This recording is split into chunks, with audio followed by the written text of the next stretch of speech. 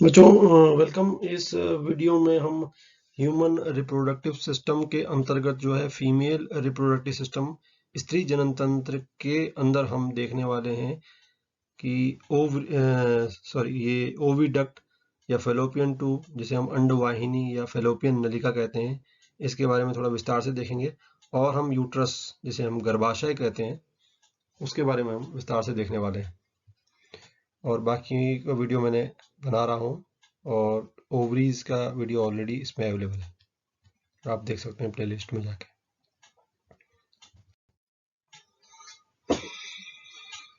तो देखिए, fallopian tube और या ओविडक्ट है ना, इंग्लिश में कहते हैं, और हिंदी में अंडवाहिनी या फेलोपियन नलिका है ना, हम कह सकते हैं इसको हिंदी में। तो ये क्या होती है? देखिए, ये जो फेलोपियन ट्यूब होती है हमारी, ये फीमेल की, ये कितनी करीब 10 से 12 सेंटीमीटर लंबी एक नलिका है, एक पाइप जैसे ही समझिए इसको। जो क्या है, जो ओवरी से लेके, अब यहाँ ध्यान दीजिएगा, ठीक है ना, यहाँ से लेके ये देखिए ओवरी से निकल, इसे अटैच तो नहीं रहती कहना चाहिए, लेकिन ये ओवरी से लेके और गर्भाशय जो है यूट्रस तक ये एक्सटेंड होती है, ठीक है ना, वहां तक फैली होती है दोनों साइड, इधर राइट में और लेफ्ट में, ठीक है। अच्छा, इसकी ल्यूमन जो होती है, मतलब जो इसके गुहा होती है इस नलिका की, है ना, जो इसकी अंदर गुहा होती है, ल्यूमन होती है, उसमें क्या होते हैं, सीलिएटेड एपिथेलियम या रोमावी एपिथेलियम पाए जाते हैं। देखिए, रोमावी एपिथेलियम को मैं यहाँ आपको बना के दिखाता हूँ कि क्या इसका मतलब है। अगर आपको ध्यान हो, एपिथेलियम कई तरह के होते हैं, जिनमें एक रोमावी एपिथेलियम भी उनका एक प्रकार हो सकता है। तो जैसे ये नलिका है और इसके अंदर रोम से होते हैं, ठीक है ना। और रोम क्या करते हैं, जैसे वो अगर आपको ध्यान हो, फ्लैजिला और ये रोम सीलिया ये होते हैं, ये चीजें क्या इस तरह से रोम होते हैं, जो कि जैसे अंडा जब आता है ना, तो इसको एक तरफ धकेलते हैं, मान लीजिए इस तरफ धकेलेंगे या इस एक तरफ धकेलेंगे इसे, ठीक है ना। तो ये इस फॉलीपोन नलिका में एक तरह से मूवमेंट करने के काम आता है। अंडा जो है इसमें मूवमेंट करता है, उसमें हेल्प करते हैं, ठीक है, जितने रोम होते हैं, इसलिए हम रोमा भी एपिथेलियम कह रहे हैं। अच्छा, इसका फंक्शन क्या है? फंक्शन वही जो मैं अभी समझाया आपको, कि ये क्या करते हैं, ओवम अंडे को जब वो ओवरी से छूटता है ना, तो उसको यूट्रस तक पहुंचाते हैं। इसमें दो दो प्रोसेस काम करते हैं, जिसमें एक तो तरंग गति है, पेरिस्टालसिस, है ना, तरंग गति, माने कि देखो इसी इसमें, अगर इसमें देखें तो तरंग गति को वो इस तरह से काम करती है। तरंग गति तरंग जैसे होती है, इस तरह से इस तरह से, मान ली एक तरफ चलना है, इसने इधर को चल रहा है, ठीक है ना, तो ये इसको धकेलेगा इधर, ठीक है। तो ये कई जगह होता है, हमारी फूड पाइप में भी होता है, ठीक है।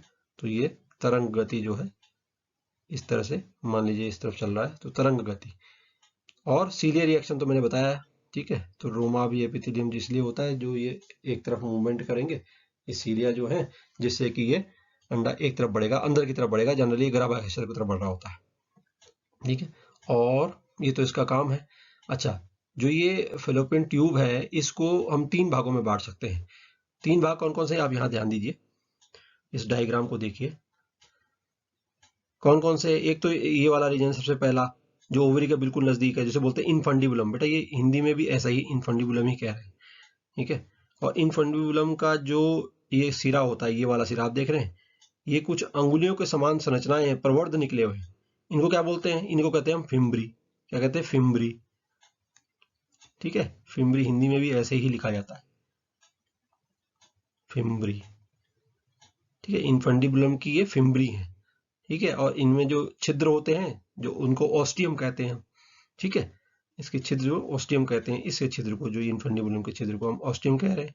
चलिए, उसके बाद क्या होता है, ये फिम्बरी का काम क्या है? ये क्या करता है, जैसे ही मान लीजिए जब ओवियम छूटता है ना ओवरी से, मान लीजिए इसी से जो ओवियम छूटता है, जैसे ही वो गुहा में प्रवेश करता है, उसको ये पकड़ लेते हैं, कौन? ये इनफंडिबुलम, ये फिम्बरी, जो अंगुली के साम्राज्य प्रोजेक्शन ये रचनाएं हैं जो अंगुली के समान, ये इनको पकड़ लेती हैं और फिर आगे धकेलती हैं। किसमें? इसमें आगे धकेलती हैं, इस ओविडक्ट में, फेलोपियन ट्यूब में इसको आगे धकेलती हैं। ये ऐसा काम है, ठीक है। और सेकंड रीजन जो है, ये वाला एम्प्यूला का दूसरा रीजन है, एम्प्यूला, ठीक है। एम्प्यूला, इन्फ्लोरेंस के बाद एम्प्यूला का थोड़ा ये लंबा भी होता है, थोड़ा वाइडर पार्ट भी होता है। अच्छा, उसके बाद लास्ट रीजन जो है, वो क्या कहलाता है? इस्थमस, ठीक है। और इस्थमस किसमें जुड़ जाता है? गर्भाशय के साथ जुड़ जाता है, ये गर्भाशय शुरू हो गया, ठीक है। तो इसमें यहाँ ये इस्थमस जो है इसमें जुड़ा होता है। तो अब देखते हैं गर्भाशय के विषय में। तो गर्भाशय क्या है, जैसे कि बता रहा ना, गर्भाशय गर्भाशय क्या होता है। देखिए गर्भाशय एक मतलब नाशपाती आकार का, एक लार्ज नाशपाती आकार का एक इलास्टिक ऑर्गन है जो कि श्रोणि प्रदेश या पेल्विक रीजन में होता है स्त्रियों की, है ना। तो इलास्टिक है मतलब रबड़ जैसा है, खींच सकता है ना, खींच सकता है वो। और इसका बड़ा सिग्निफिकेंस है, तभी जो बच्चे को वो संभालता है। एक्चुअली इसका फंक्शन क्या होता है, देखिए इसी यूट्रस के अंदर, इसी गर्भाशय के अंदर जो है, जो ओवम है, अंडा फर्टिलाइज होने के बाद भ्रूण बनता है, और भ्रूण जो है इसके अंदर डेवलप होता है। भ्रूण जो इसी के अंदर पनपता है, ठीक है ना, इसमें चिपक जाता है भ्रूण, और धीरे धीरे धीरे यही एक तरह से क्या, पूरा बेबी बनता है, बालक बन जाता है। ठीक है, तो माता के गर्भ जिसे बोलते हैं ना, वो यही चीज है, ये पूरा का पूरा जो है, ये माता का गर्भ जिसे हम बोलते हैं, यही है। ठीक, गर्भाशय, हम इस पूरे को हम गर्भाशय कहते हैं, इस पूरे रीजन को। ठीक है, इसकी अच्छा, इसकी वाल थिक होती हैं और हाईली वस्कुलर होती हैं। वस्कुलर से आप क्या समझते हैं, वस्कुलर से मतलब ऐसे खूब आर्टरीज और वेन्स का सप्लाई होता है ना, रक्त जो होती है ना, वाहिकाएं जो हैं उनका खूब इसमें, खूब इसके अंदर डिस्ट्रीब्यूटर होती हैं। और इसको भी, इस जो यूट्रस की वॉल्स हैं, है ना, वॉल्स हैं जो इसकी दीवारें हैं, इनको हम 3 भागों में बांट सकते हैं अगर वो ढंग से देखा जाए तो इसके लिए मैं थोड़ा सा आपको ये दिखाता हूँ। तो सबसे पहली तो बाहर की लेयर है जिसका नाम दिया है इन्होंने पेरीमेट्रियम। यहाँ देखिए, ये देख लीजिए आप, है ना, पेरीमेट्रियम कहते हैं। पेरीमेट्रियम सबसे बाहर की, ये पतली थोड़ी लेयर है। ठीक है, उसके बाद जो होती है अंदर की लेयर, मिडिल लेयर जिसे बोलते हैं, जो है मायोमेट्रियम। ये जो मिडिल वाली है दूसरी लेयर है, ये मायोमेट्रियम है। ये बड़ी थिक होती है, देखिए ये पूरा मायोमेट्रियम है, ये थोड़ा थिक होती है ना। और ये स्मूथ मसल फाइबर की बनी होती है। और फिर उसके अंदर होती है जो इनर लाइनिंग, ये आप देख रहे हैं ना, ये वाली, ये अंदर वाली लेयर है, ये क्या है, इसे बोलते हैं एंडोमेट्रियम। ने नाम देख लीजिए यहाँ पर, एंडो मीन्स इनका, मायो मीन्स बीच वाला, और पेरी मीन्स बाहर का। तो एंडोमेट्रियम क्या है, एंडोमेट्रियम क्या काम करती है, अगर आपको ध्यान हो तो स्त्रियों में जो मासिक चक्र होता है ना 28 दिन वाला, तो उस दौरान ये एंडोमेट्रियम में चक्रीय परिवर्तन होते हैं, जिसकी डिटेल हम आगे देखेंगे। अगर आपको ध्यान हो तो ये टूटता है, इसे ब्लड बाहर आता है, फिर 28 दिन बाद वो दोबारा से वो प्रक्रिया चलती रहती है। तो एक चक्रीय परिवर्तन जो किसमें होते हैं, वो एंडोमेट्रियम के अंदर ही होते हैं। होते तो गर्भाशय में है, लेकिन गर्भाशय की कौन सी उसमें होते हैं, एंडोमेट्रियम, जो त्वचा है जो उसके अंदर होते हैं। ठीक है, उसके बाद अच्छा, मायोमेट्रियम के बारे में कुछ खास बात यह है कि मायोमेट्रियम क्या होता है, मायोमेट्रियम में क्रमिक संकुचन होते हैं।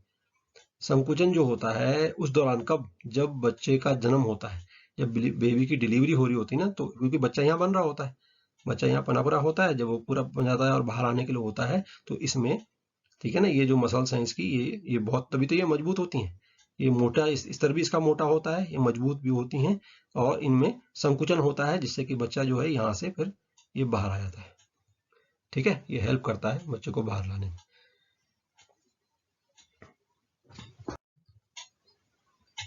अच्छा, तो अभी तक हमने जो हमने लेयर देख ली, अब हम देखते हैं कि यूट्रस को भी हम 4 भागों में डिवाइड करते हैं। अभी तक तो हमने 3 पार्ट किसके देखे थे, वो हमने जो यूट्रस के वॉल के पार्ट देखे थे, ये वॉल थी ना, इसके पार्ट देखे थे हमने। लेकिन अब हम देखते हैं कि यूट्रस को अपने आप में हम 4 भागों में बांट सकते हैं। सबसे पहला भाग तो है फंडस का। फंडस कौन सा भाग है, जो आप ये ऊपर देख रहे हैं, गुम्बद शेप का, डोम शेप जो है, ठीक है ना, फंडस हम इसे कहते हैं, जो ऊपर का रीजन है। फिर है कॉर्नुआ, कॉर्नुआ ने कोना, है ना, तो ये 2 कोने जो हैं इनको हम कह देते हैं कॉर्नुआ रीजन, कह देते हैं। ठीक है, वो वाला रीजन है जहां पर जो ये ओविडक्ट है, जो ये फैलोपियन नलिका जो आ रही है और जो गर्भाशय में खुल रही है, उस कोने को, दोनों कोनों को हम कहते हैं कॉर्नुआ रीजन, कॉर्नु रीजन, कॉर्नुआ। ठीक है, फिर आगे बॉडी, बॉडी ये पूरी बॉडी है, ठीक है, ये पूरी बॉडी है। देखो मिडिल का जो बड़ा पार्ट है वो बॉडी कहलाता है। अच्छा, इसका एक इंपॉर्टेंट पार्ट है सर्विक्स, चौथा जो पार्ट है, इसको ध्यान दीजिएगा। सर्विक्स, सर्विक्स क्या होता है, सर्विक्स देखिए, ये जो एरिया है ना जहां ये खत्म हो रहा है बॉडी, उसके बाद से लेके और ये पूरा का पूरा सर्विक्स कहलाता है। ये पूरा सर्विक्स है, ठीक है, ये इतना यहीं पे लिखा है नहीं, ये पूरा सर्विक्स है। सर्विक्स में एक चीज थोड़ा सा देखनी है, जो इसकी ओपनिंग है, मतलब ये जो यहाँ पर ओपन होता है, और एक यहाँ पर ओपन हो रहा है, बाहर की तरफ वजाइना में ओपन होता है, एक तो ये बॉडी की तरफ ओपन हो रहा है, इसका नाम क्या देते हैं, इसका नाम जैसे मैंने यहाँ पे लिखा है, देखिए इंटरनल ओस कहते हैं इसको, इंटरनल ओस, ये वाला, जो कि बॉडी और सर्विक्स के बीच में है। इसी तरह से सर्विक्स और वजाइना के बीच में भी एक ओपनिंग है, एक छेद है, इसको बोलते हैं एक्सटर्नल ओस। क्या कहते हैं? एक्सटर्नल ओस, बाह्य ओस, ठीक है ना। अच्छा, जो ये कैविटी है, जो इसके बीच में ये है ना कैविटी, इसका नाम क्या होता है? इसको कहते हैं हम सर्वाइकल कैनाल, ठीक है ना। सर्विकल कैनाल कहते हैं। ये करीब 2.5 सेंटीमीटर कितनी होती है? लंबी होती है।